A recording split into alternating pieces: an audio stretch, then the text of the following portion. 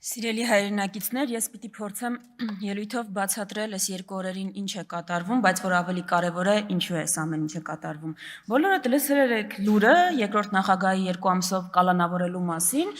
Այս ամեն ինչը մատուցվում է Նիկոլ Փաշինյանի կողմից նախընտրական խոստումները կատարելու սոուսով եւ արդեն քաղաքացիական պայմանագրի կողմից, որ քաղաքացու եկել է քաղաքացու վրեժի ժամանակը եւ իրենք են այդ վրեժի արդարադատության մարտիկները, որ այդ վրեժը պիտի լուծվեն։ Թույլ տվեք մի քիչ խոսենք այս մասին ու իսկապես հասկանանք ինչու է սա հենց հիմա կատարվում, ինչ կարիք կար այս ամենի։ Դուք ինչպես գիտեք, 8.5 տարիների ընթացքում Նիկոլ Փաշինյանը խնդիր չունի իր նախընտրական խոստումները չկատարելու հետ։ Ես կարող եմ իմ ժամանակը չի բավականացնի 10 րոպեն թվելու, որ նախընտրական խոստումները, որ ծրագրային խոստումները Նիկոլ Փաշինյանը չի կատարել։ Բայց ես չեմ կարող հիշել մի խոստում, որ Նիկոլ Փաշինյանը տվել է Ալիևին ու չի կատարել։ Ես այդպիսի խոստում չեմ կարող հիշել։ Ուրեմն Նիկոլ Փաշինյանը խնդիր չունի իր նախընտրական խոստումները չկատարելու հետ, խնդիր ունի Ալիևին տված իր խոստումները չկատարելու հետ։ Երբ մենք խոսում ենք այս ամենի մասին, իշխող ուժը ուզում է ասել, որ սա այստեղ ոչ մի գաղափարական բան չկա։ Ընդհանրապես ունեցվածքի եւ դիրքի պահպանության հարց է։ Ես շատ անկեղծ ուզում եմ մեր քաղաքացիների հետ խոսել այս մասին։ ՔՊ-ի իշխանության ժամանակ որևէ ունեցվածք պահելու լավագույն ձևը ՔՊ-ի հետ պայմանավորվելը եւ քաղաքականությամբ չզբաղվելն է, քաղաքականությամբ հեռու մնալը կամ իրենց հաջող քաղաքական գիծ վարելն է։ Նայեք իրենց կողքին գտնվող օրինակներին, ում հետ գուցե 2 տարի առաջ անհաշտ են եղել, դատել են, ուզում եք քրեական գործը փակվի, համագործակցի ՔՊ-ի հետ, ուզում եք որևէ ոտնձգություն չլինի ձեր ունեցվածքի նկատմամբ, համագործակցի ՔՊ-ի հետ, ասենք Խաչատուր Սուքեսյանի Սիլ Պլազան գնելու գնի հետ կապված ՔՊ-ի մոտ երբեք հարցեր չեն առաջանա։ Ինչու՞։ Խաչատուր Սուքեսյանը իրենց թիմակիցն է։ Այստեղ նստած մարդկանց ում ընտանիքի անդամները անցնում են քրեական գործերով ու դատական վճիռներ կա, կյանքում չեն գա ասի հանցագործ թալանչի։ Ինչի՞, իրանց հետ են։ Քաղաքական ընդդիմախոս ես, առանց դատավճռի, դատախազությունը պահանջ ներկայացրել, արդեն պիտակավորումները գնում են, ՀՄԿ ռեպորտաժները պատրաստվում է։ Ուրեմն, խնդիրը ընդամենը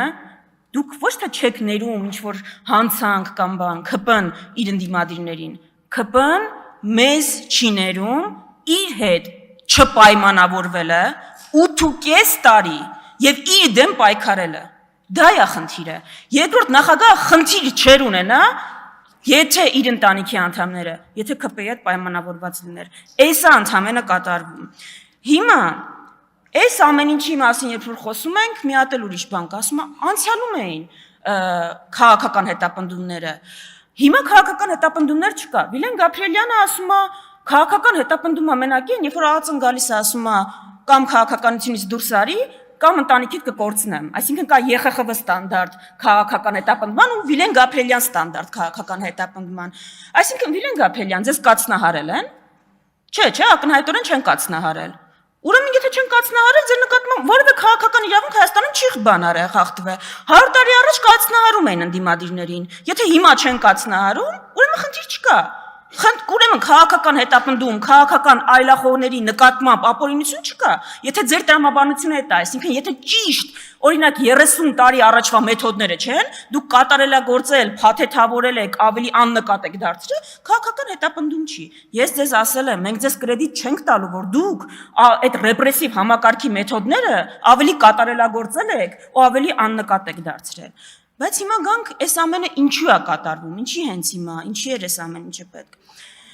Սիրելի գործընկերներ, ես կոչ եմ անում չզարմանալ Նիկոլ Փաշինյանի, ոչ զայրույթից, ոչ զգացմունքներից, ես 2 օր իսկապես մտածում եմ, ի՞նչն է էլի մոտիվացիան այդ մարդու այդպես խոսելու, բայց հասկացեք, իրան էլ հասկացեք։ 8 տարի ամենասարսափելի արշավ ընդդիմադիրների նկատմամբ,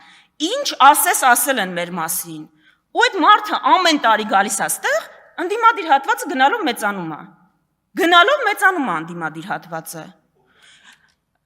Ոչինչ,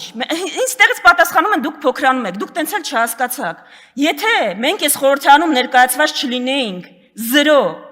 բայց ընդդիմադիր ֆրակցիաներ ավելի շատ լինեին, դա կլիներ իմ հաղթանակը։ Եթե մենք լինեինք ավելի շատ, քան անցած խորհրդարանում էր, 2, 3, 5, 10, բայց ընդդիմությունը հավաքական ավելի քիչ լիներ, դա կլիներ պարտություն։ Դուք տենց էլ չեք կարողանում հասկանալ ընդհանուր գաղափարի համար պայքարը որն է։ Հիմա Նիկոլ Փաշինյանի զայրույթը հասկացեք, երկրորդը խոսք հա տվել Ալիևին, սպառնացել է ժողովրդին պատերազմով, որ սահմանադրական մեծամասնություն ստանա, ու չի ստացել, Հայաստանի քաղաքացին զրկել է ձեզ Ալիևի փաթեթը իրականացնելու ձեր հանձնառությունից, հիմա դրա մասին կխոսենք,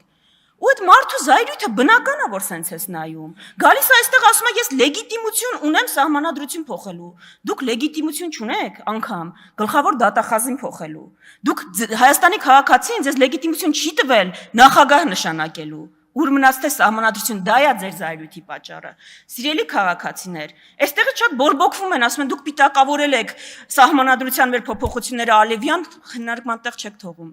շնորհավորում եմ ընդդիմությանը միշտ չի, որ հաջողվում է իրականությունը ներկայացնել, բայց այս դեպքով հաջողվել է, Հայաստանի որ քաղաքացուն 10 վարորդից մինչև որևէ մասնագիտություն հարցնես, գիտի, որ այս սահմանադրության փոփոխությունը Ալիևի պահանջով է իրականանում, բայց սահմանադրության փոփոխությունը չի մենակ, կա Ալիևյան փաթեթ, դուք ինչ ուզում եք տեղ ավելացնեք, ինչ սոուս ուզում եք ավելացնեք, ԲԴԽ, դատական բարեփոխումներ, հիմնական ուտեստը ադրբեջանական է, խոհարարը Ալիևն է, Ալիևյան փաթեթի պահանջներն են, Հայաստանում սահմանադրության փոփոխություն, Հայաստանի տարածքային այնպիսի զիջումներ, որտեղ Հայաստանը հայտնվում է շրջափակման մեջ եւ հայ առաքելական եկեղեցու այս գծի փոփոխություն, այս ամենը փաթեթն է Ալիևյան, ընդդիմության պարտավորությունը սրան դիմագրավելն է, հիմա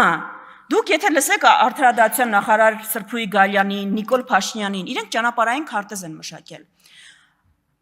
ճնշումներով, ամեն հնարավոր ու անհնար ձևով, որովհետև քաղաքացին չի տվել իրենց գործիքը դա իրականացնելու, ընդդիմադիր պատգամավորներին ստիպել կլինի, համոզել կլինի, որ գնան այդ ճանապարհով, որ խոչընդոտ չհանդիսանան, այսինքն ընդդիմությունը այս խորհրդանում ունի պատմական առաքելություն, պատի պես կանգնել Ալիևյան փաթեթի առջև, ինչ էլ դա ընդդիմությունից պահանջի, ու դա անելու ենք, ես չգիտեմ դուք ինչ մեթոդների եք, չգիտեմ ինչ մեթոդների եք դիմելու, բայց ես հույս ունեմ, որ ընդդիմադիր յուրաքանչյուր պատգամավոր այս պատասխանատվությունը պատմական գիտակցում է, ու դուք դա ընդհանրապես չեք ներում, ձեր զայրույթի պատճառը, հիմքը, էդ է, դուք ուրիշ խնդիր չունեք, ուրիշ հարց այստեղ չկա, հիմա, ես կարծում եմ, որ երկու բան էլ մենք խնդիր ունենք ավելի լավ կոմունիկացնելու մեր հանրության հետ, գալիս են նեղացած երեխայի պես այստեղ ասում են, բա լավ էր, որ եկեղեցին վեհափառում էր հրաժարականներ պահանջում, լավ էր, կարելի էր, դուք չեք հասկանում, որ միայն դուք ունեք սահմանադրական կաշկանդում չմիջամտելու եկեղեցու ներքին գործերին, որևէ սահմանադրությանը ծանոթ չեք, հիմա, ես գիտեմ, որ այս տրիգերային միտք է, բայց գրագիտության հետ կապված միտք է, եկեղեցու որևէ պաշտոնյա, եկեղեցին ինքը որևէ սահմանափակում դիրքորոշում արտահայտելու չունի, դուք ինչ եք ուզում, 1700 տարվա կառույցը դիրքորոշում չարտահայտի, խոշոր ունեցվածք ունեցողները դիրքորոշում չարտահայտեն, քաղաքականությունը թողնենք ձեզ, չէ՞, մենակ դուք իրավունք ունեք զբաղվելու, Եվրոպա գնացող ԿՊ, իբր Եվրոպա, այդտեղ էլ եք կեղծում, գիտեք եվրոպական քանի երկրում, քանի հոգևորական կա, որ պատգամավոր է, գիտեք, որ ԱՄՆ-ում էլ կա, այսինքն որտեղից եք հորինել, որ եկեղեցական հանգամանք ունեցողը քաղաքական հարցերին չի կարող զբաղվի, գիտեք, քանի շարժում են աշխարհում փոփոխություն բերող առաջնորդել հոգևորականները, գիտեք, այսինքն դուք պիտի գաք բան անեք, արգելք դնեք ինչ-որ մեկի Հայաստանի Հանրապետության քաղաքացու, որ ինքը չի կարող քաղաքականությամբ զբաղվի, ուրեմն միայն իշխանությունը ունի սահմանադրական արգելք չմիջամտելու եկեղեցու ներքին գործերին, որևէ կրոնական կառույցի, Հայաստանի Հանրապետության յուրաքանչյուր քաղաքացի իրավունք ունի դիրքորոշում արտահայտել եւ զբաղվել քաղաքականությամբ։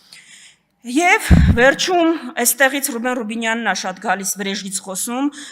չգիտեմ ինքը ոնց երևի Նեմեսիսի մարտիկ է իրան բան արել, դիրքավորել, ասում է մենք վրեժ ենք լուծելու, ինքն էլ այդ առաջամարտիկներից մեկն է, ինչի համար եք վրեժ լուծելու, երկիր չհանձնելու, փորձեք